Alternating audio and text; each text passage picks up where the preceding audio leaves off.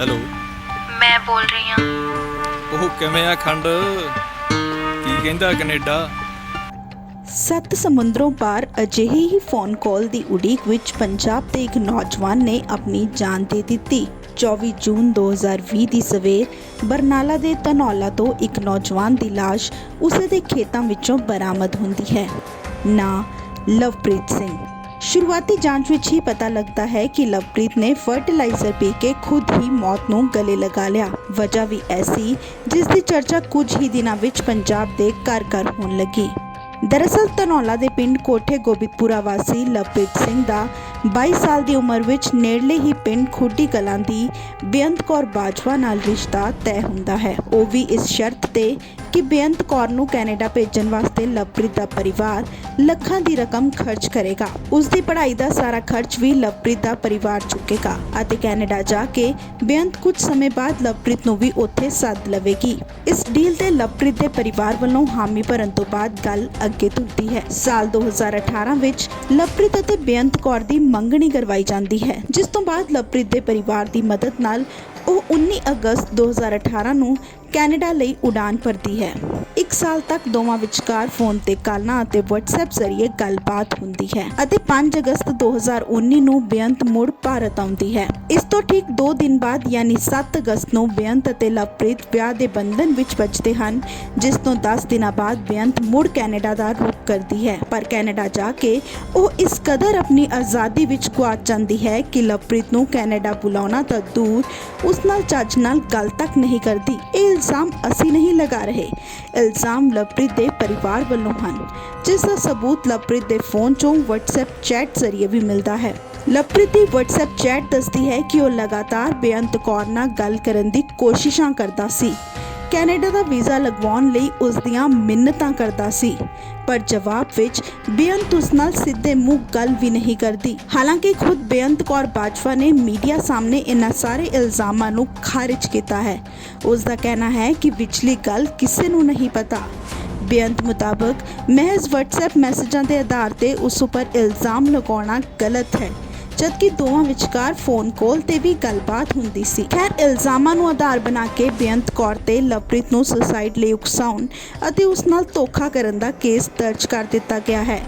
ਹਾਲਾਂਕਿ ਬੇਅੰਤ ਫਿਲਹਾਲ ਕੈਨੇਡਾ ਵਿੱਚ ਹੈ ਅਤੇ ਮਾਮਲਾ ਵਿਚਾਰ ਅਧੀਨ ਹੈ। ਪਰ ਗੌਰ ਕਰਨ ਲਾਇਕ ਹੈ ਕਿ ਇਹ ਕਹਾਣੀ ਮਹਿਜ਼ ਇੱਕ ਲਵਪ੍ਰੀਤ ਦੀ ਕਹਾਣੀ ਨਹੀਂ ਹੈ।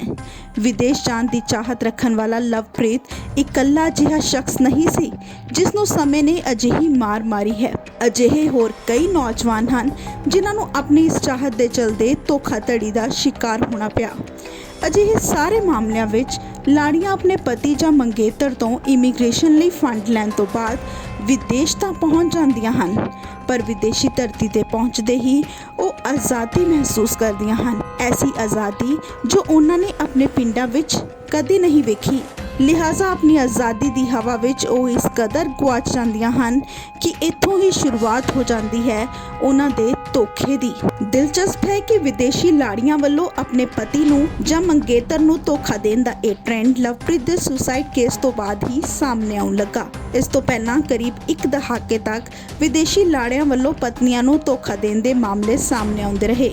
2019 ਵਿੱਚ ਲੋਕ ਸਭਾ ਵਿੱਚ ਵਿਦੇਸ਼ ਮੰਤਰਾਲੇ ਵੱਲੋਂ ਦਿੱਤੀ ਜਾਣਕਾਰੀ ਮੁਤਾਬਕ ਜਨਵਰੀ 2016 ਤੋਂ ਲੈ ਕੇ ਮਈ 2019 ਤੱਕ ਵਿਦੇਸ਼ੀ ਲਾੜਿਆਂ ਵੱਲੋਂ ਧੋਖਾਧੜੀ ਦੇ ਮਾਮਲੇ ਵਧਣ ਲੱਗੇ। ਇਸ ਸਮੇਂ ਦੌਰਾਨ ਧੋਖੇ ਦਾ ਸ਼ਿਕਾਰ ਲਾੜੀਆਂ ਵੱਲੋਂ ਅਜਿਹੀਆਂ 4698 ਸ਼ਿਕਾਇਤਾਂ ਦਰਜ ਕਰਵਾਈਆਂ ਗਈਆਂ। ਪਰ ਹੁਣ ਸਮੇਂ ਦੇ ਨਾਲ-ਨਾਲ ਟ੍ਰੈਂਡ ਵੀ ਬਦਲਿਆ ਅਤੇ ਹੁਣ ਵਿਦੇਸ਼ੀ ਲਾੜਿਆਂ ਦੀ ਬਜਾਏ ਲਾੜੀਆਂ ਵੱਲੋਂ ਧੋਖਾਧੜੀ ਦੇ ਮਾਮਲੇ ਸਾਹਮਣੇ ਆਉਣ ਲੱਗੇ। ਬੇਸ਼ੱਕ ਸਮਾਜ ਦੀ ਸ਼ਰਮ ਦੇ ਕਾਰਨ ਮਰਦ ਅਕਸਰ ਇਸ ਬਾਰੇ ਗੱਲ ਨਹੀਂ ਕਰਦੇ, ਪਰ ਲਵਪ੍ਰੀਤ ਸੁਸਾਈਡ ਕੇਸ ਤੋਂ ਬਾਅਦ ਅਜਿਹੇ ਕਈ ਨੌਜਵਾਨ ਇਨਸਾਫ ਦੀ ਮੰਗ ਲਈ ਆਵਾਜ਼ ਚੁੱਕਣ ਲੱਗੇ। ਲਵਪ੍ਰੀਤ ਦੇ ਚਾਚੇ ਵੱਲੋਂ ਉਸ ਨੂੰ ਇਨਸਾਫ ਦਿਵਾਉਣ ਲਈ ਇੱਕ WhatsApp ਗਰੁੱਪ ਬਣਾਇਆ ਗਿਆ, ਜਿਸ ਵਿੱਚ ਦਰਜਨਾਂ ਅਜਿਹੇ ਪੰਜਾਬੀ ਜੁੜੇ ਜਿਨ੍ਹਾਂ ਨੂੰ ਵਿਦੇਸ਼ੀ ਲਾੜੀਆਂ ਦੇ ਧੋਖੇ ਦਾ ਸ਼ਿਕਾਰ ਹੋਣਾ ਪਿਆ ਹੈ। ਸਾਲ 2020 ਵਿੱਚ ਅਜਿਹੇ 35 ਨੌਜਵਾਨਾਂ ਨੇ ਲੁਧਿਆਣਾ ਦੀ ਇੱਕ NGO ਨਾਲ ਵੀ ਸੰਪਰਕ ਕੀਤਾ ਹੈ। ਦਿਲਚਸਪ ਹੈ ਕਿ ਅਬ ਨਹੀਂ ਨਾਮੀ ਇਸ NGO ਦਾ ਗਠਨ ਉਹਨਾਂ ਮਹਿਲਾਵਾਂ ਨੂੰ ਇਨਸਾਫ ਦਿਵਾਉਣ ਲਈ ਕੀਤਾ ਗਿਆ ਸੀ ਜਿਨ੍ਹਾਂ ਨੂੰ ਆਪਣੇ ਪਤੀਆਂ ਵੱਲੋਂ ਧੋਖਾ ਮਿਲਿਆ, ਪਰ ਹੁਣ NGO ਕੋਲ ਇਸ ਦੇ ਉਲਟ ਮਾਮਲੇ ਸਾਹਮਣੇ ਆ ਰਹੇ ਹਨ। 2016 ਵਿੱਚ ਬਣਾਈ ਗਈ ਇਸ ਐਨਜੀਓ ਦੀ ਮੁਖੀ ਸਤਵਿੰਦਰ ਕੌਰ ਸੱਤੀ ਵੀ ਖੁਦ ਵਿਦੇਸ਼ੀ ਲਾੜੇ ਦੀ ਸ਼ਿਕਾਰ ਮਹਿਲਾ ਹੈ। ਹੁਣ ਤੁਹਾਡੇ ਮਨ ਵਿੱਚ ਇਹ ਸਵਾਲ ਵੀ ਉੱਠ ਰਿਹਾ ਹੋਵੇਗਾ ਕਿ ਆਖਰ ਅਜਿਹੀਆਂ ਕੰਟਰੈਕਟ ਮੈਰਿਜਸ ਕਿਉਂ ਹੋਣ ਲੱਗੀਆਂ, ਜਿਸ ਵਿੱਚ ਡੀਲ ਮੁਤਾਬਕ ਪਹਿਲਾਂ ਕੁੜੀ ਵਿਦੇਸ਼ ਜਾਂਦੀ ਹੈ ਅਤੇ ਫਿਰ ਸਪਾਊਸ ਵੀਜ਼ਾ ਤੇ ਪਤੀ ਨੂੰ ਉੱਥੇ ਬੁਲਾਉਣਾ ਹੁੰਦਾ ਹੈ। ਦਰਅਸਲ ਪੰਜਾਬ ਵਿੱਚ ਇਹ ਧਾਰਨਾ ਆਮ ਹੈ ਕਿ ਆਇਲਸ ਪਾਸ ਕਰਨ ਵਿੱਚ ਕੁੜੀਆਂ ਮੁੰਡਿਆਂ ਤੋਂ ਕਿਤੇ ਅੱਗੇ ਹਨ। ਕੁੜੀਆਂ ਆਇਲਸ ਤਾਂ ਕਲੀਅਰ ਕਰ ਲੈਂਦੀਆਂ ਹਨ, ਪਰ ਉਹਨਾਂ ਕੋਲ ਵਿਦੇਸ਼ ਜਾਣ ਲਈ ਜ਼ਰੂਰੀ ਪੈਸਾ ਨਹੀਂ ਹੁੰਦਾ। ਇਸ ਦੇ ਉਲਟ ਪੰਜਾਬ ਦੇ ਪਿੰਡਾਂ ਵਿੱਚ ਵੱਡੀਆਂ ਜ਼ਮੀਨਾਂ ਦੇ ਮਾਲਕ ਮੁੰਡਿਆਂ ਕੋਲ ਇੰਨਾ ਪੈਸਾ ਹੁੰਦਾ ਹੈ ਕਿ ਉਹ ਕੁੜੀਆਂ ਦੀ ਜਿੰਨੀ ਚਾਹੇ ਓਨੀ ਮਦਦ ਕਰ ਸਕਣ।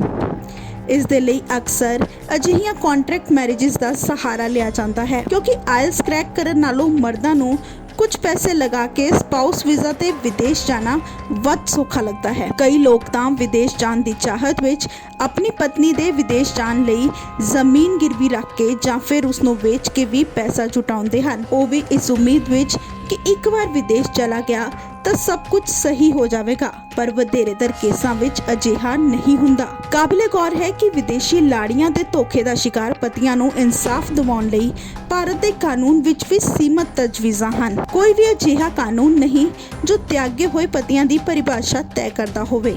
ਜੇਕਰ ਕੋਈ ਸ਼ਖਸ ਵਾਕਈ ਠੱਗ ਪ੍ਰਵਾਸੀ ਲਾੜੀ ਦੇ ਧੋਖੇ ਦਾ ਸ਼ਿਕਾਰ ਹੋਇਆ ਹੈ ਤਾਂ ਉਹਨਾਂ ਦੀ ਪਤਨੀ ਤੇ ਧਾਰਾ 420 ਤਹਿਤ ਧੋਖਾ ਕਰਨ ਅਤੇ 498A ਦੇ ਤਹਿਤ ਮਾਨਸਿਕ ਪੀੜਾ ਦਾ ਕੇਸ ਦਰਜ ਕੀਤਾ ਜਾ ਸਕਦਾ ਹੈ। ਤਿਆਗ ਦੇ ਵਿਰੁੱਧ ਮੁਆਵਜ਼ੇ ਦਾ ਅਧਿਕਾਰ ਵੀ ਸਿਰਫ ਔਰਤਾਂ ਲਈ ਰਾਖਵਾਂ ਹੈ। ਮਹਿਲਾ ਅਤੇ ਬਾਲ ਵਿਕਾਸ ਮੰਤਰਾਲੇ ਕੋਲ ਉਹਨਾਂ ਦੇ ਪ੍ਰਵਾਸੀ ਭਾਰਤੀ ਪਤੀਆਂ ਵੱਲੋਂ ਛੱਡੀਆਂ ਪਤਨੀਆਂ ਦੀ ਮਦਦ ਲਈ ਇੱਕ ਸਮਰਪਿਤ ਸੈੱਲ ਵੀ ਹੈ। ਵਿਦੇਸ਼ ਮੰਤਰਾਲੇ ਨੇ ਪਹਿਲਾਂ ਵੀ ਅਜਿਹੇ ਕਈ ਮੌਕਿਆਂ ਤੇ ਆਪਣੀਆਂ ਪਤਨੀਆਂ ਤੋਂ ਮੂੰਹ ਮੋੜਨ ਵਾਲੇ NRI ਪੁਰਸ਼ਾਂ ਦੇ ਪਾਸਪੋਰਟ ਰੱਦ ਕੀਤੇ ਹਨ। ਇਹ ਵੀ ਦੱਸਣਯੋਗ ਹੈ ਕਿ NRI ਪਤੀਆਂ ਦੇ ਧੋਖੇ ਦਾ ਸ਼ਿਕਾਰ ਲਾੜੀਆਂ ਦੇ ਹਜ਼ਾਰਾਂ ਮਾਮਲੇ ਸਾਹਮਣੇ ਆਉਣ ਤੋਂ ਬਾਅਦ ਸਾਲ 2019 ਵਿੱਚ ਤਤਕਾਲੀ ਵਿਦੇਸ਼ ਮੰਤਰੀ ਸੁਸ਼ਮਾ ਸਵਰਾਜ ਵੱਲੋਂ ਸੰਸਦ ਵਿੱਚ NRI ਮੈਰਿਜ ਰਜਿਸਟ੍ਰੇਸ਼ਨ ਬਿੱਲ 2019 ਲਿਆਂਦਾ ਗਿਆ ਸੀ। ਇਸ ਬਿੱਲ ਤਹਿਤ NRIs ਲਈ 30 ਦਿਨਾਂ ਅੰਦਰ ਵਿਆਹ ਦੀ ਰਜਿਸਟ੍ਰੇਸ਼ਨ ਲਾਜ਼ਮੀ ਕੀਤੀ ਗਈ ਹੈ। ਜੇਕਰ ਕੋਈ NRI ਭਾਰਤ ਵਿੱਚ ਜਾਂ ਭਾਰਤ ਦੇ ਬਾਹਰ ਕਿਸੇ ਭਾਰਤੀ ਨਾਗਰਿਕ ਜਾਂ ਫਿਰ ਦੂਜੇ NRI ਨਾਲ ਵਿਆਹ ਕਰਵਾਉਂਦਾ ਹੈ ਤਾਂ ਉਸ ਨੂੰ 30 ਦਿਨਾਂ ਅੰਦਰ ਵਿਆਹ ਰਜਿਸਟਰ ਕਰਵਾਉਣਾ ਪਵੇਗਾ। 1967 ਦੇ ਪਾਸਪੋਰਟ ਐਕਟ ਵਿੱਚ ਵੀ ਇਹ ਬਿੱਲ ਸੋਧ ਕਰਦਾ ਹੈ, ਜਿਸ ਮੁਤਾਬਕ ਪਾਸਪੋਰਟ ਅਥਾਰਟੀ ਨੂੰ ਇਹ ਅਧਿਕਾਰ ਮਿਲਦਾ ਹੈ ਕਿ ਉਹ ਵਿਆਹ ਦੇ 30 ਦਿਨਾਂ ਅੰਦਰ ਵਿਆਹ ਨੂੰ ਰਜਿਸਟਰ ਨਾ ਕਰਵਾਉਣ ਵਾਲੇ ਦਾ ਪਾਸਪੋਰਟ ਜ਼ਬਤ ਕਰ ਸਕਦੀ ਹੈ। ਇਸ ਦਾ ਬੁਰਾ ਨਤੀਜਾ ਇਹ ਹੋ ਸਕਦਾ ਹੈ ਕਿ ਵਿਅਕਤੀ ਨੂੰ ਜਾਂ ਤਾਂ ਦੇਸ਼ ਨਿਕਾਲਾ ਦੇ ਦਿੱਤਾ ਜਾਵੇ ਜਾਂ ਫਿਰ ਵਿਦੇਸ਼ ਵਿੱਚ ਉਸ ਦੀ ਨੌਕਰੀ ਵੀ ਜਾ ਸਕਦੀ ਹੈ। ਇਹ ਬਿੱਲ CRPC ਵਿੱਚ ਵੀ ਸੋਧ ਕਰਦਾ ਹੈ। ਇਸ ਦੇ ਤਹਿਤ ਕੋਰਟ ਵਿਦੇਸ਼ ਮੰਤਰਾਲੇ ਦੀ ਇੱਕ ਸਮਰਪਿਤ ਵੈਬਸਾਈਟ ਜ਼ਰੀਏ ਸੰਮਨ ਅਤੇ ਵਾਰੰਟ ਜਾਰੀ ਕਰ ਸਕਦਾ ਹੈ। ਜੇਕਰ ਉਹ ਸ਼ਖਸ ਕੋਰਟ ਦੇ ਸਾਹਮਣੇ ਪੇਸ਼ ਨਹੀਂ ਹੁੰਦਾ ਤਾਂ ਉਸ ਦਾ ਗ੍ਰਿਫਤਾਰੀ ਵਾਰੰਟ ਵੀ ਜਾਰੀ ਹੋ ਸਕਦਾ ਹੈ। ਜੇਕਰ ਕੋਈ NRI 30 ਦਿਨਾਂ ਅੰਦਰ ਵਿਆਹ ਰਜਿਸਟਰ ਨਹੀਂ ਕਰਵਾਉਂਦਾ ਤਾਂ ਉਸ ਨੂੰ ਐਕਸਟੈਂਸ਼ਨ ਦਿੱਤੇ ਜਾਣ ਦੀ ਤਜਵੀਜ਼ ਇਸ ਐਕਟ ਵਿੱਚ ਨਹੀਂ ਹੈ। ਬਹਰਹਾਲ ਹੁਣ ਠੱਗ ਪ੍ਰਵਾਸੀ ਲਾੜੀਆਂ ਦਾ ਸ਼ਿਕਾਰ ਪੀੜਤ ਮੁੰਡੇ ਵੀ ਅਜਿਹੇ ਹੀ ਕਾਨੂੰਨੀ ਸਹਾਰੇ ਦੀ ਮੰਗ ਕਰ ਰਹੇ ਹਨ। ਇਸ ਦੇ ਨਾਲ ਹੀ ਧੋਖਾ ਦੇਣ ਵਾਲੀਆਂ ਲਾੜੀਆਂ ਨੂੰ ਡਿਪੋਰਟ ਕੀਤੇ ਜਾਣ ਦੀ ਵੀ ਮੰਗ ਉੱਠ ਰਹੀ ਹੈ। ਬਹਰਹਾਲ ਸਾਲਾਂ ਤੋਂ ਵੱਖ-ਵੱਖ ਰੂਪਾਂ ਵਿੱਚ ਚੱਲਦੀ ਆ ਰਹੀ ਇਸ ਧੋਖਾਧੜੀ ਤੇ ਉਦੋਂ ਹੀ ਨਕੇਲ ਕੱਸੀ ਜਾ ਸਕੇਗੀ ਜਦੋਂ ਪੰਜਾਬ ਦੇ ਨੌਜਵਾਨਾਂ ਨੂੰ ਇੱਥੇ ਰਹਿ ਕੇ ਹੀ ਰੁਜ਼ਗਾਰ ਦੇ ਵਧੀਆ ਮੌਕੇ ਮਿਲ ਸਕਣਗੇ। ਇਸ ਦੇ ਲਈ ਸਰਕਾਰਾਂ ਨੂੰ ਜ਼ਰੂਰੀ ਕਦਮ ਚੁੱਕਣੇ ਪੈਣਗੇ, ਨਹੀਂ ਤਾਂ ਕਦੇ ਟਰੈਵਲ ਏਜੰਟ, ਕਦੇ ਠੱਗ ਪ੍ਰਵਾਸੀ ਲਾੜੇ ਅਤੇ ਕਦੇ ਲਾੜੀਆਂ ਇਹਨਾਂ ਨੌਜਵਾਨਾਂ ਦਾ ਫਾਇਦਾ ਚੁੱਕਦੀਆਂ ਰਹਿਣਗੀਆਂ।